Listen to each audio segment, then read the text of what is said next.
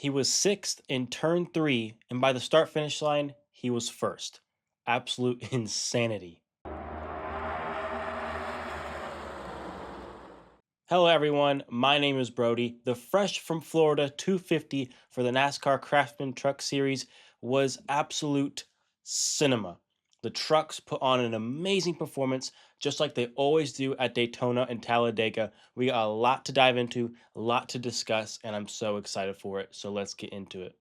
Coming out on top of this crazy Truck Series race was Chandler Smith in the number 38 Front Row Motorsports truck. Absolute insanity on the final lap. How he got to the front? Well, he was sixth on the final lap, heading into turn three. And by the start finish line, he was a car, half a truck length in the lead and kind of won comfortably, but in a four wide finish. Absolutely crazy. I don't know how he did it. The seas just parted perfectly for Chandler Smith. He played his cards right. He stayed out of trouble, was able to manage his tires, manage the gaps, and manage the pushes very well. Was able to link up with his Ford teammate, not team teammate, but Ford teammate and Ty Majeski, gave him the winning push all the way from turn three to turn four to the front stretch to the checkered flag. Chandler Smith gets the victory in the number 38 car truck. And I'm so happy for him and excited for him. He had a very good post race interview. Super excited. Even shout out Ty Majeski, which is rightfully deserved because they did a great job linking up together and doing a very solid job in a race that was very team orders like nothing, like no team orders whatsoever. And at the final lap, two trucks, two Fords linked up and got it done because of that teamwork. So, congratulations to Chandler Smith and Front Row Motorsports on the win. Big, big win. 65 points already for Chandler Smith, just leading 8 laps, but he led the one that counted the most, and he gets the victory. Diving into the actual race, like I said, it was crazy from start to finish. The trucks put on an excellent show. I was entertained the whole duration of the race. Like, it was intense from start to finish, and we have a good one, so let's get into it. Starting off, we had a stacked field, stacked drivers. Travis Pastrana, Tony Stewart, Cletus McFarland, Ricky Stenhouse Jr., John Hunter Nemechek, Michael McDowell, just to name a few. And that's not even all of them.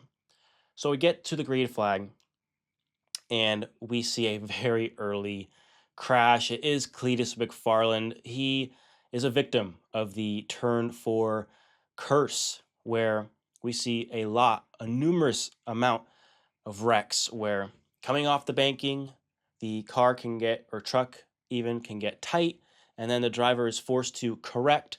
But in that small correction, the car snaps loose, and that's exactly what happens to Cletus. Easy to do, easy mistake. We've seen veterans, we've seen rookies, and Cletus is very fresh, very new to NASCAR in general, was only in a truck once before this, so very easy for him to do that. Very unfortunate start of the race, honestly. It's like you really want your stars, your audience, captivating drivers to do well. It's just really unfortunate. Hope he can get some more truck starts down the line. And the trucks look sketchy. I mean, you could see these things wiggling around like they are unstable. And we see car after car after car get loose.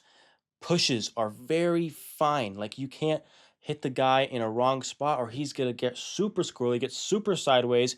Turn four is sketchy the entire race. Carson Hocevar assumes the lead with his teammate Michael McDowell. Those two are up there in those Spire trucks, sorry, doing very, very well, controlling the field. Carson Hocevar wins stage one. Picking up after the stage, we get into a caution. Jake Garcia gets loose and takes out another star, Tony Stewart, in the number 25 Ram truck. Just innocent bystander. Typical Daytona, being in the complete wrong spot at the wrong time. Takes out smoke in smoke.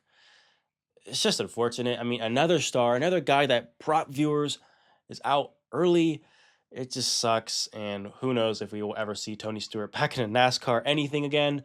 It was just nice to see Tony in NASCAR in general. So very, very unfortunate again.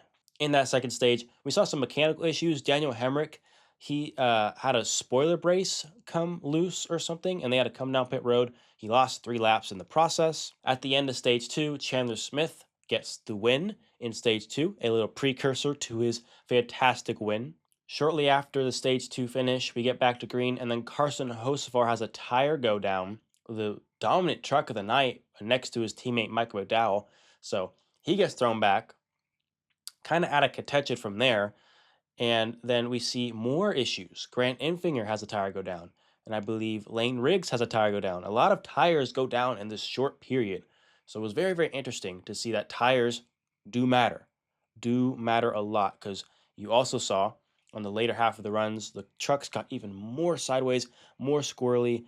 It was a very, very big factor. And that's good to see at a aging Daytona. We're coming to the end of the race, and Carson Hocevar gets taken out again, but there's no caution. NASCAR leaves it green. Very good decision by NASCAR.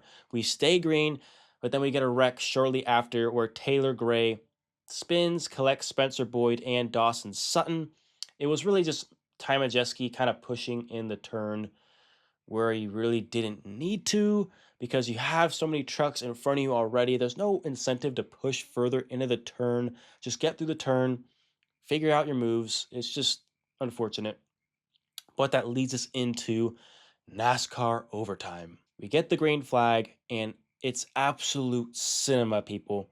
We have a heavyweight battle between Caden Honeycutt, Gio Ruggiero, John Hunter Nemechek, Michael McDowell. Everybody who was good all night was up there battling, and that's great to see. The trucks that did well, besides Hocevar, were up there battling. So it was great to see. We're coming to the white flag. Caden Honeycutt's in the lead. Ruggiero makes a move with Nemechek. Ruggiero almost gets spun out, saves it. Nemechek storms out in front.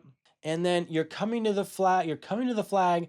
And you think Nemechek's got it. He makes the block to block Ruggiero again. And then Ruggiero makes a move to the outside. And they're coming to the line. And they're 3 wide on the outside with Eckes. And then Nemechek moves up to block because he thinks the momentum's coming from the middle lane. All the while it's coming from the bottom lane with Ty Majeski and Chandler Smith, who push right on by, and they win by a half a truck length. It was like a comfortable win at the end of it. Crazy 4 wide finish. It was amazing. It was super cool, and I'm super glad that was a kick-ass race to start the Daytona weekend, and I couldn't be more excited. Super amazing finish from the Truck Series. Here are your top finishers. Again, Chandler Smith with the fantastic win. Giovanni Ruggiero comes home second. He did a great job all night. Almost came home with that win. Love that 17 car he's in with the orange, black, and white paint scheme. You guys know I love those cars. Look great out on track. Christian Eckes, shout out to Christian Eckes, came up to the Xfinity Series, or O'Reilly Series now, came back down to trucks where he did very well, and he's back and kicking it off with a top 5. Very, very nice for Christian Eckes. Ty Majeski, like I said, comes home 4th, pushing Chandler to that win. And John Hunter Nemechek, who was in the lead with like 100 yards left, comes home 5th because of that tight of a finish. It was that crazy of a finish. So he gets a top 5. Ricky Stenhouse Jr. in his first ever truck start comes home 6th. He does very well on the super speedways, obviously. So good job for Stenhouse. Brendan Queen is the first Ram truck, and I'll get into Ram a bit more, but props to Brendan Queen. He was kind of like in the 10th to 20th range the whole day. Comes home 10th. Great job. Then we see Caden Honeycutt, who was up there. He just got bailed out on the last lap. Chaos. Still has a top 10. Ankrum was very quiet all day. He almost wrecked a few times. Had some great saves. Good for Tyler Ankrum. And Stuart Friesen. Welcome back to the Truck Series, Stuart Friesen, after his injury. That was scary, but he's back, and he's starting off well with a top 10. So congratulations, Stuart Friesen. Other notables that aren't pictured here. Travis Pastrana brings it home 15th. And then Frankie Muniz is somehow bringing it home 16th, where we didn't talk about him the whole night, but he brings it home 16th. Very, very well done, and happy to see that. Other notables, Justin Haley, who I think had the best Ram truck, was the most consistent throughout the whole night. He actually comes home 22nd, so not great. Tanner Gray and Michael McDowell follow right behind him. They also had very fast trucks, just didn't really work out. And I forgot to mention in that second to last lap, Michael McDowell actually got spun out, and he probably had a chance to win, and just unfortunate timing. Unfortunate. He did lead a lot of laps, though. He led 20 laps alongside with his teammate Carson Hocevar, who also led 20 laps. And rounding out the field, we have Corey LaJoy, who was interesting, not really a factor most of the night. He comes up with 34th, Carson Hocevar 35th, Tony Stewart and Cletus with a pair of DNFs in 36th and 37th. Overall, it was a very exciting night, very exciting truck race. Like I said, kick-ass start to the Truck Series season, and a very amazing opener for the later races that came at Daytona. So getting into the actual like facts and details I didn't touch on. Let's start with Ram.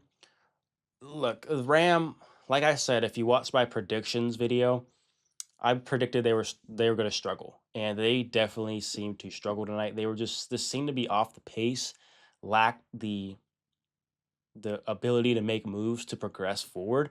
The only Ram truck that was consistently in the top 10 the entire night was Justin Haley. He did come home outside of the top 20 due to errors that not his fault. They still got a top 10 with Brandon Queen, but it just seemed to me like they were kind of outclassed. No fault of their own, honestly, because this is their first NASCAR race since 2014. So cut them some slack, but I think they will get better. But like I said, Ram is slow out the gate for sure. The racing overall was amazing. I think these trucks were on edge the entire night, super sketchy to drive, but that made the racing so good. And a key fact that I want to point out as to why I think the racing was so good was because we didn't see any loyalty from any driver to any other team, manufacturer. Didn't matter whose emblem was on the front of that truck. We saw moves, pushes, wrecks. Like there was no loyalty whatsoever. And I think that's what made the racing so good, because you didn't have two cars, two trucks up there dominating, blocking both lanes, blocking momentum. You had a one car slicing and dicing, another car, truck will come up there, pass him, and it was just, it was great. There was no driver continuity. It was just a free for all the entire time, and I think that really contributed to the awesome racing we saw. Because the Cup Series, it's all about the Hendrick cars and the Joe Gibbs cars, the T Petsy cars, are all so tightly knitted to like helping each other that it hinders the overall progression of the race a little bit. Same with Xfinity, like with RCR and Junior Motorsports, but in the trucks, I think the team continuity lacks a bit, and it honestly helps the racing, which I really do enjoy.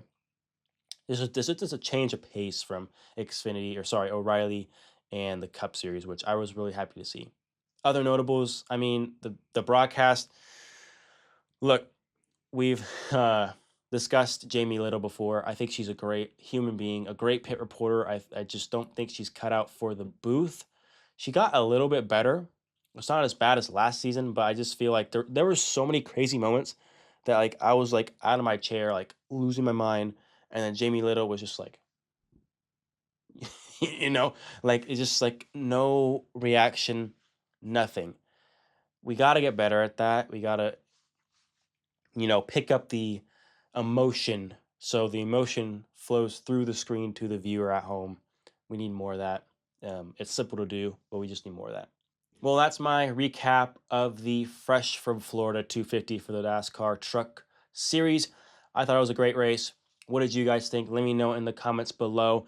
Who do you think had the best truck tonight, and who you think should have won? Are you happy for Chandler Smith? Are you excited for more NASCAR Truck Series content? This is a trial video for me, so if it does well, I'll keep making truck race reviews because I watch every single race. I watch the ARCA a little bit, and I watch, O'Reilly and the Cup Series consistently, and trucks. So if you like seeing these videos, if you want to see me do a hybrid, like I can do truck fused with Xfinity instead of two separate videos, let me know. I'm just trying something out. If this video does well, I'll continue to do them because you guys motivate me through your viewership and your comments so I could connect to race fans like you. That's why I made this channel. So thank you guys for tuning in. I hope you enjoyed the episode. Hope you enjoyed the race. Let me know your thoughts of the race and the video down below. And thank you again. And I hope you have a great, wonderful, and even splendid rest of your day. See ya.